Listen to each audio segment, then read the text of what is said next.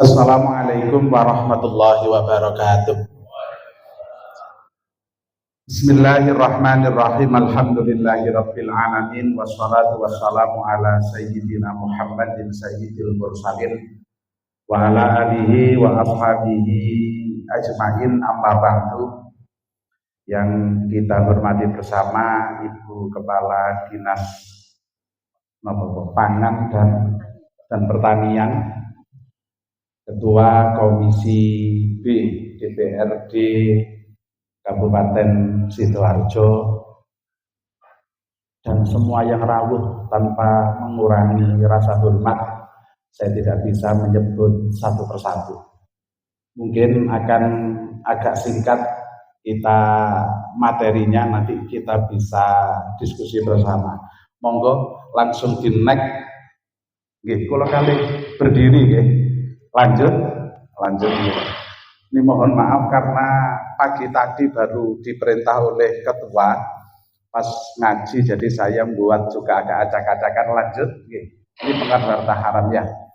Ini para rawuh, para hadirin, bahwasannya ya ayuhan nas kulu mimma fil ardi halalan thayyiban.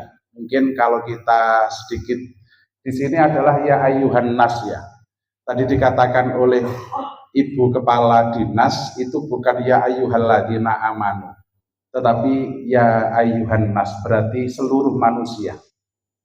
Tidak beragama apa, tetapi seluruh manusia. Ini konteks Al-Qur'annya begitu. Kulu fil ardi halalan thayyiba, semua manusia tanpa membedakan agama, tanpa membedakan keimanan, makanlah yang halal dan thayyib, yang bagus. Wala tattabi'u khutuwatis syaitan, jangan sekali-kali kamu mengikuti langkah setan. Ini yang saya garis bawahi. Sebenarnya manusia memakan yang tidak halal dan tidak thayyib itu bukan kebutuhan, tetapi hanya karena mengikuti langkah setan saja. Logikanya begini.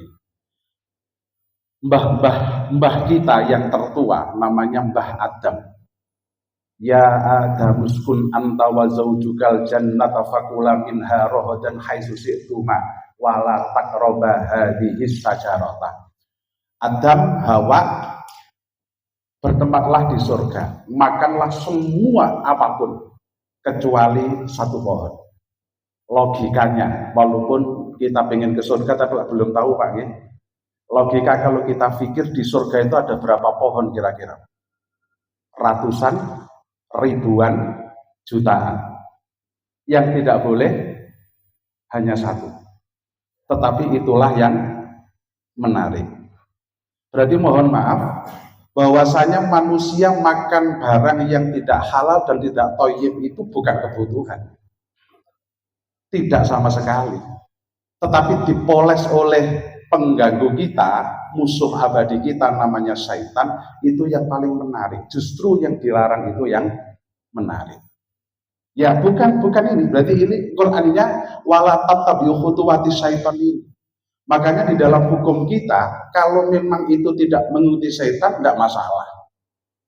Ad-darurat tubihul mahdurat. Orang yang memang tidak bisa makan sama sekali, adanya daging babi, halal daging babi, karena tidak khutuwatis syaitan. Inilah keharaman kita itu karena kita mengikuti khutuwatis syaitan. Tadi Pak asisten BCI saya, sebenarnya sapi itu disembelih, itu sudah agak untung. Tapi karena khutuwatis syaitan, pengen untungnya, oke. Inilah yang haram.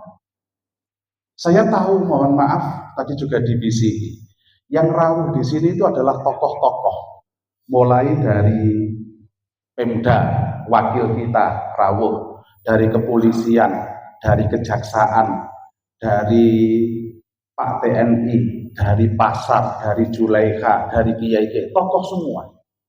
Maka kalau ini kita biarkan, pembiaran saja ini sudah salah. Apalagi, mohon maaf, ada yang mendukung. Ini yang luar biasa. Nah inilah yang disebut dengan khutuwatis syaitan. Halal haramnya itu Allah yang menentukan. Kadang-kadang walaupun tidak masuk akal silahkan. Coba kalau ditanya, ngapain Allah kok melarang Nabi Adam mendekati satu pohon? Tidak usah disebut namanya karena khilaf. Namanya apalah? Dikeluarkan hadhihi syajarah saja. Yaitu hak prerogatif Allah itu.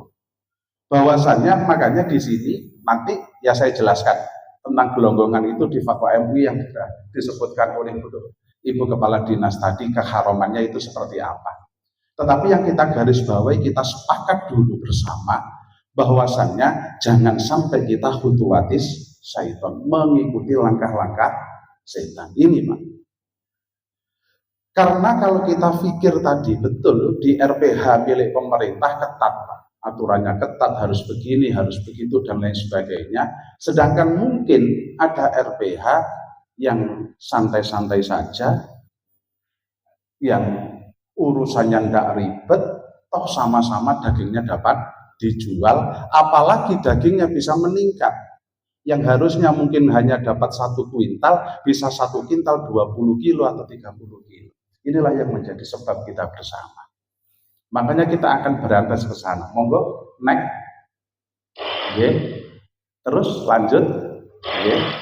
Nah, ini ada sebuah hadis, yakti alam nasi zamanun la yubalil mar'u ma akhadahu aminal halal aminal haram. Kata Nabi, yakti nanti akan datang alam nasi kepada manusia. Zamanun satu masa la yubali yang enggak peduli, masa bodoh. Al-mar'u ma'akhadahu minal halal awil haram. Apa yang diperoleh dari halal atau haram, gak urus. Pokoknya dapat. Ada lagi sing manasno kuping ya itu. Golek sing haram ya kan golek sing iku lak gregetno tenan. Nah, ini kita sepakat dulu. Kita sepakat, kita mohon maaf yang ada di sini ini adalah tokoh-tokoh semua, tidak orang sembarangan walaupun kecil. Kita tokoh-tokoh semua. Apakah kita akan membiarkan bahwasannya yang akan masuk ke dalam diri kita itu kita tidak peduli, halal ya wes, haram ya wes. Ini yang akan menjadi masalah yang luar biasa. Makanya kita akan sepakat ke sana. Lanjut lagi. Oke, dan pada cepat lanjut ini karena sudah disebut tadi, lanjut. Oke, lanjut. Lanjut dipercepat, oke. Nah, lanjut. Nah, sekarang kita akan masuk. Ini sebenarnya kalau di laptop saya sudah saya linkkan, cuman mungkin gak ngeling Mas ya. Saman buka sekarang PDF tentang yang disebut Bu Kepala Dinas tadi, bahwasanya Fatwa MUI nomor 12 tahun 2009 sudah dibahas total, Pak. Insya Allah total sudah ada. Monggo PDF-nya, jenengan buka PDF-nya, jenengan skip ya.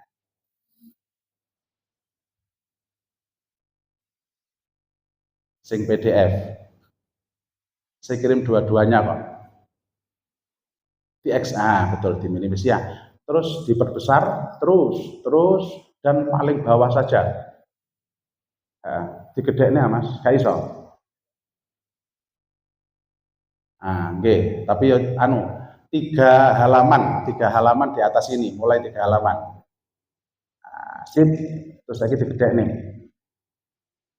Iki lah Mas. Nah, betul. Oke. On. Ini dasarnya di atas semua ya. Dasar-dasar loh, kok cilik nih. Dasar-dasarnya di atas semua.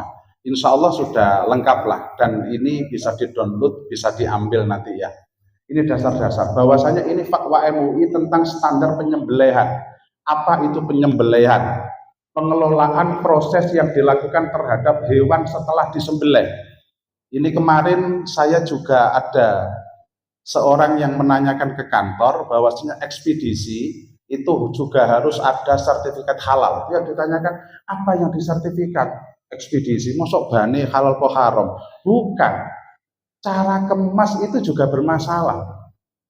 Bagaimana kalau daging itu tercampur dengan daging halal dan haram?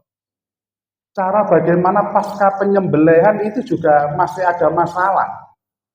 Nah itulah yang diatur bersama. Stunning atau mungkin, nah ini yang viral kemarin. Saya mohon maaf para penegak hukum ya. Jahat sekali Pak. Medsos itu kalau dipotong-potong semacam itu. Kemarin itu yang viral di Pegirian itu ya, di Pegirian Surabaya. Oh itu sudah kita sertifikat Pak. Saya termasuk yang dikirim ke sana. Stunning itu adalah ya dipinsankan saja, sudah dibahas Pak, 2009. Dipinsankan, setelah itu disembelih. Mohon maaf ya, karena mungkin kita itu orang Jawa. Sapi itu dikeluh, karena kalau orang Jawa paham Pak, dikeluh itu irungnya dibolong. Maka kalau ditarik itu sakit. Maka kalau disembelih, kalau sapi-sapi Jawa itu cenderung ya bisa lah, walaupun sing berot juga banyak nggih. Juru Sulaika ini Julekha juga. Lah ini Pak, sapi Australia itu enggak ada keluhnya Pak. Enggak ada sininya Pak. Cuman ditali saja. Lah kalau ini mohon maaf, ini walaupun Pak tentara ini yang luar biasa roso gini, 5 orang satu sapi enggak kuat. Maka juga ada diperkenankan ada stunning, tetapi dengan cara-cara tertentu, dengan syarat-syarat tertentu yang sudah disebutkan. Nah ini boleh Pak. Lah kemarin kan enggak dipotong Pak. Stunning tar itu setelah di stunning disembelih, bukan di stunning tar ndase pecah setelah itu diolah, itu enggak semacam itu kan dipotong. Stunning tek langsung setelah itu ya darah yang banyak itu enggak Pak. Kita sudah klarifikasi, tahu betul karena saya pernah melihat proses stunningsasi itu. Dan setelah itu sapi dibiarkan juga bisa hidup hayatun mustakirah, itu kalau mungkin bahasanya dari kiai-kiai NU dan apa itu kita jamin itu. Stunning ya, gagal penyembelihan itu adalah hewan yang disembelih dengan tidak memenuhi standar penyembelihan. Ini yang bermasalah. Maka nanti walaupun itu sapi bisa masuk kategori haram. Lanjut nek mengisor iki gak nek karena anu nggih. Untuk standar hewan yang disembelih adalah hewan yang boleh dimakan. Jadi nggak boleh menyembelih hewan yang nggak boleh dimakan, kayak apapun tetap haram. Untuk ya kucing disembelih kan nggak boleh juga kan, karena itu dari haram ya. Memakai tata cara penyembelihan secara syar'i. Kita betul-betul terima kasih dari Kiai Julekha yang sekarang ya masif sekali untuk turun kemana-mana. Ya karena memang kadang-kadang kita juga dihadapkan dengan pilihan yang tidak banyak Pak. Contoh, kalau RPH, tadi ini saya juga tercengang. RPH di Sidoarjo itu banyak yang lihat. Dulu itu yang kita anggap banyak lihat itu yang RPU, rumah potong unggas, itu sangat lebih sulit Pak. Kalau RPH itu kan tidak banyak. Mungkin se-Sidoarjo sekian puluh sapi ya sehari. Kalau rumah potong unggas, itu jauh luar biasa bagaimana kita ngawasi gitu. Itu memiliki keahlian dalam penyembelihan. Ini Julekha ini yang sudah melatih juru-juru sembelih bagaimana secara syar'i. Oke, lanjut, standar alat penyembelihan ini sepertinya tidak masalah. Alat penyembelihan harus tajam, walaupun tajam tidak boleh kuku, gigi atau taring, tidak boleh dicakot, itu tidak boleh Pak. Jadi walaupun sakti nonton mungkin pitik dicakot mati nggak boleh juga. Kita lanjut Mas. Halo, oke. Standar penyembelihan dilaksanakan dengan niat menyebut asma Allah, walaupun hanya di hati tidak masalah. Ini sepakat kita, oke. Lanjut. Penyembelihan dilakukan dengan menekan darah. Ini memang, ini juga masalah Pak. Masalahnya begini. Saya diajak oleh MUI Jawa Timur di Bangkalan. MUI punya anggaran terbatas, kala itu ke Bangkalan. Kita membeli ayam 100 ayam sudah mati. Wis dijabuti itu loh ya, wis dijabuti kita beli. Lah, kita beli itu kan dilihat. Kalau standar di dalam agama Islam itu kan ada 2 yang wajib, 2 yang sunnah, walaupun itu yang paling ittifaq lah.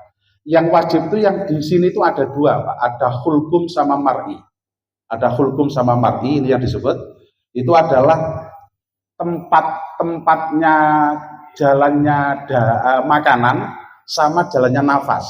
Itu 2 itu wajib hukumnya, ittifaq itu harus putus. Sedangkan yang di sini itu ada yang mengatakan, mayoritas mengatakan sunnah. Oke. Kala itu kita beli beneran 100 ayam.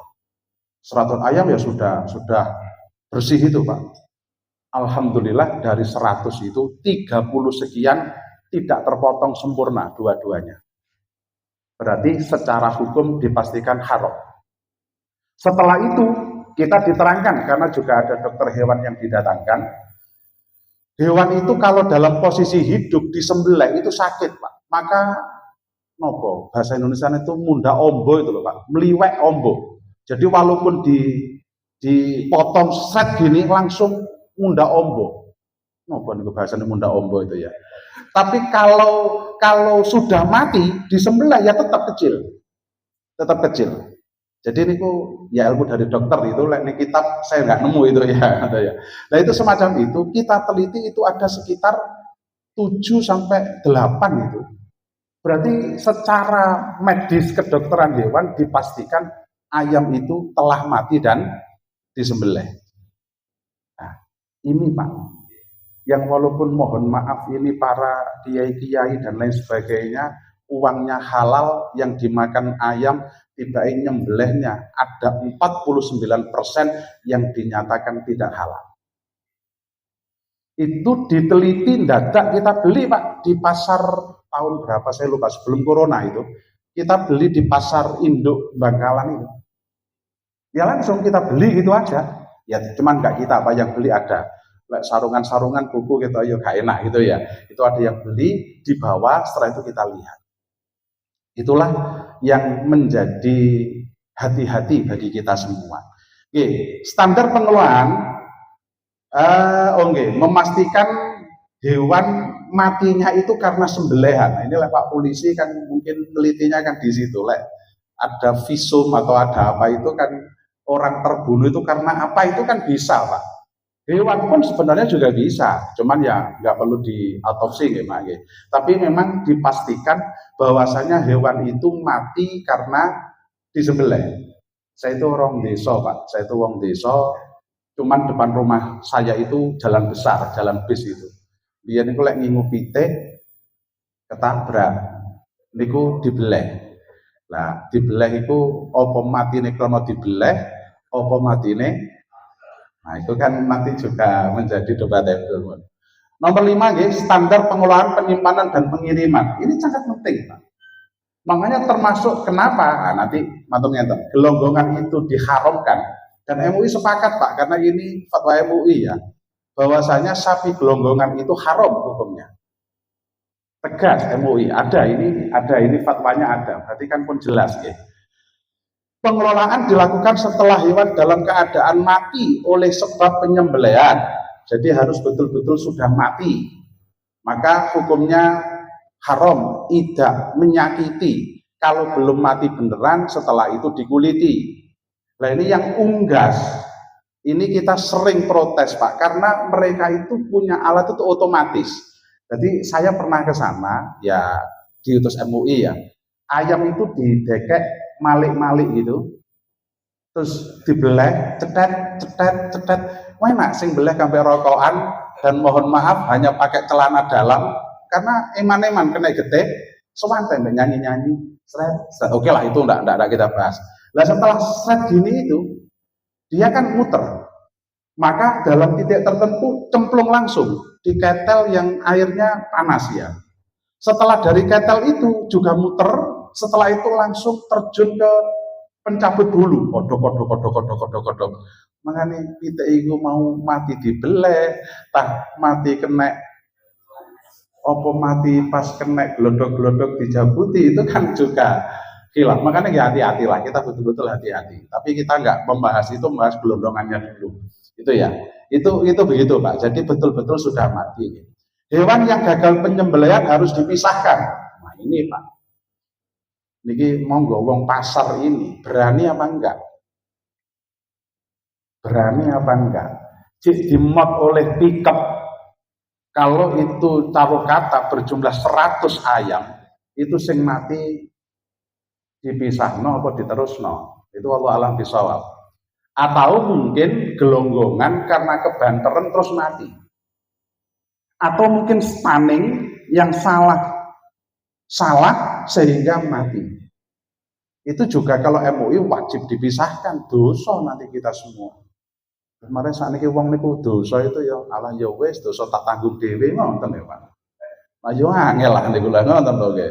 Pernah Pak, betul Pak, kita itu sering kali ya kita diajak sidak oleh Pak Kapolresta kita itu mohon maaf non muslim tapi luar biasa perhatian dengan MUI. Saya sering diajak beliau dan itu ngoten Pak, pernah itu ada yang warung gitu itu lek ndalile neraka tak leboni dhewe Pak Yai lho ngoten nek gak ngejak sampeyan. Niku terus piye jenengan? Angel tenan. Lha iso dalil famangkana yakfur famangkana sya'afal yu'min famangkana sya'afal yakfur. Quran lo bilang begitu Pak Yai. Lek gelem yo imano, lek gak gelem nah, ini kurang asem ah niku ngoten. Niku Quran Pak Yai jenengan aduh ini kelabet to angel lah tuturane. Wis ngoten nggih. Penyimpanan dilakukan secara terpisah antara yang halal dan non halal. Ini harus terpisah. Makanya ekspedisi itu juga harus ada sertifikat halal. Karena penyembelihannya berhasil dan lain sebagainya tapi dicampur. Maka ya oke lah. Ada sebagian yang mengatakan mutanajis Gus. Lek mutanajis dibersihkan kan suci lagi. Oke, tapi apakah semua orang itu tahu kalau itu bercampur dengan najis? Apalagi sepengetahuan kita najis itu cara untuk mensucikannya macam-macam. Lah ini bergabung dengan najis yang muhaladzah. Loh kan pensuciannya kan tidak semudah yang kita bayangkan. Nah itulah makanya wajib hukumnya juga setelah itu dipisahkan. Dalam proses pengiriman daging harus ada informasi dan jaminan seperti status kehalalan mulai dari penyiapan dan lain sebagainya. Ini wajib ini. Makanya umpung ini ada Pak Wakil kita, Pak Wakil Rakyat, ada pemerintahan, ada Pak Polisi, ada Pak Tentara, ada Pak Jaksa. Kita mohon Pak, itu hak kita. Ini rada kasar kalau hak kita sebagai rakyat untuk jenengan lindungi yang kita konsumsi adalah barang yang halal. Dan kula nggih matur ben niki kula kan macak rada kiai niki. Kewajiban jenengan. Panjenengan itu adalah petugas kita. Petugas kita, Pak Polisi, Pak Tentara, Pak Wakil Rakyat untuk Pemda, Pak Kajari dari Kejaksaan. Itu kewajiban jenengan untuk melindungi kita mengkonsumsi barang yang halal. Dan hak kita